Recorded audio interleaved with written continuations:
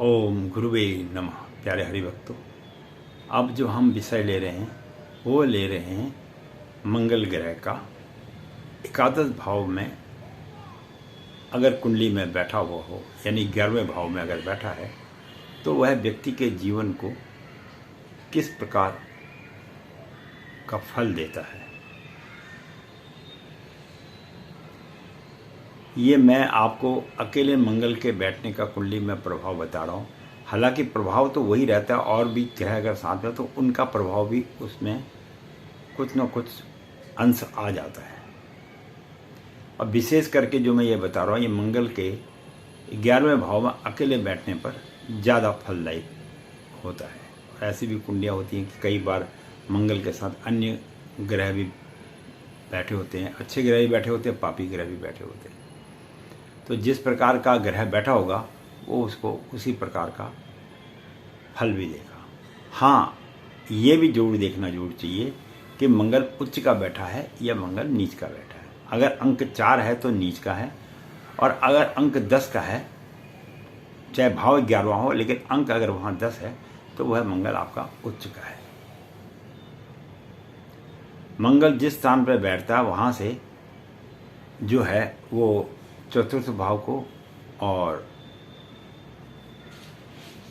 अष्टम भाव को भी देखता है, और उसके साथ ही जो है ये भी देखा गया कि उसका एक दृष्टि सप्तम भाव पर भी पड़ती है। तो सप्तम, चतुर्थ भाव, सप्तम भाव और अष्टम भाव, 3 जगह को मंगल जो है देखा करता है। ऐसा ज्योतिष शास्त्र में इसके मंगल के बारे में बताया गया है।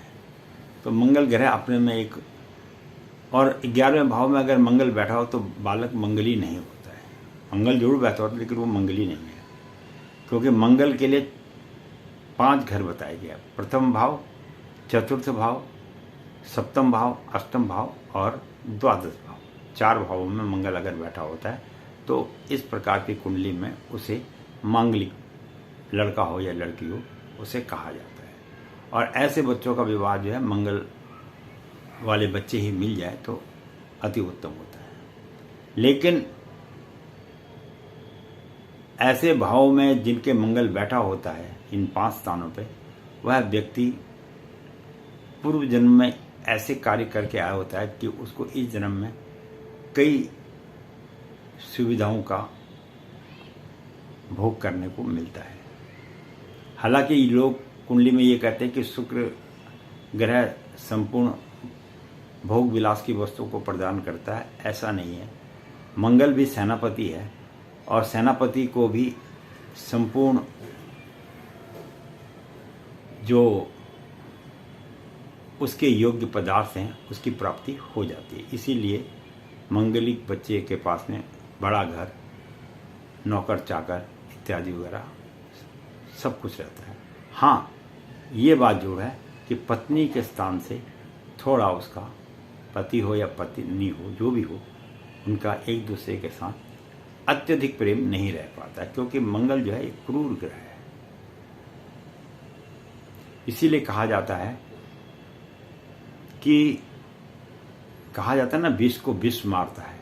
इसी प्रकार से व्यक्ति को जीवन में इस बात का स्मरण करते हैं, अगर व्यक्ति मंगली है तो उसको मंगली के साथ ही विवाह करने पर उनकी जो जीवन का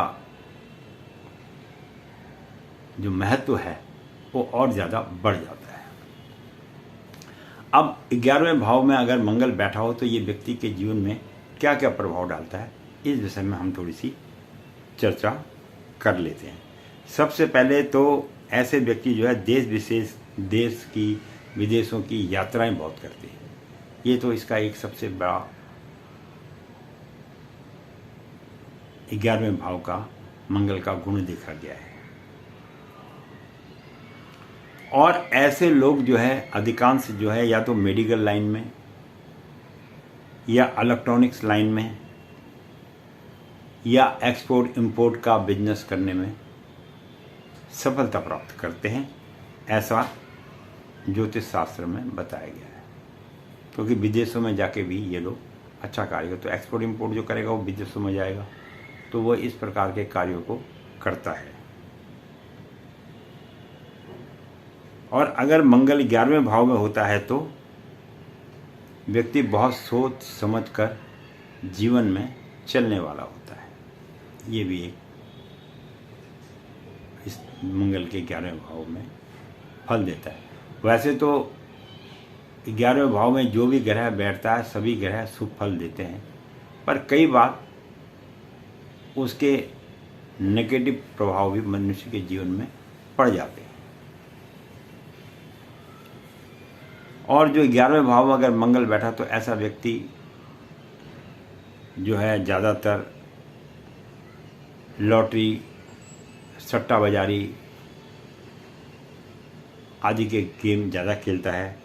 और ऐसे व्यक्तियों को ज्वेलरी वाले काम में, जैसे सुनार वगैरह के जो सोने चांदी वगैरह कार्य है, इस कार्य को करने में भी उसे विशेष सफलता प्राप्त होती है।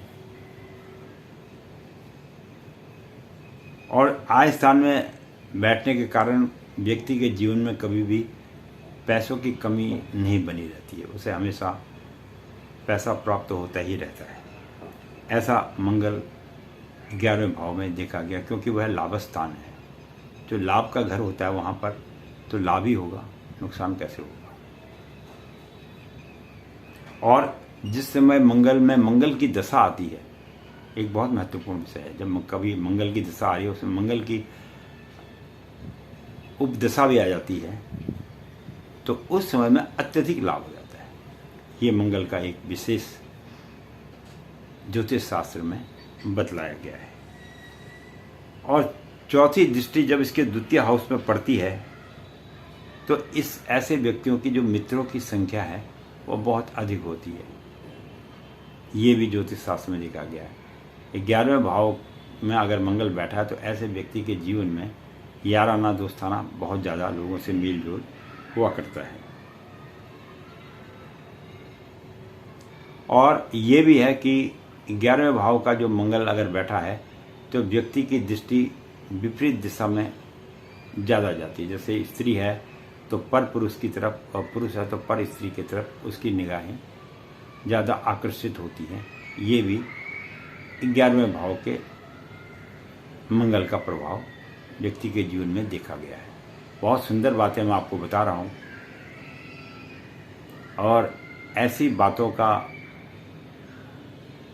ज्ञान ज्योतिष सीखने वालों को लेना चाहिए। ये उनके जीवन में बहुत काम की चीज़ें हैं। और सातवीं दृष्टि पंचम भाव पर पड़ती है तो कभी भी मतलब जो है धन की कमी होने नहीं देता मंगल यहाँ पर। वो किसी न किसी प्रकार से अपने धन की प्राप्ति कर लेता है। और आठवीं दृष्टि छठे घर में पड़ने के कारण शत्रु आपके सामने कभी भी पराक्रम नहीं दिखा सकते।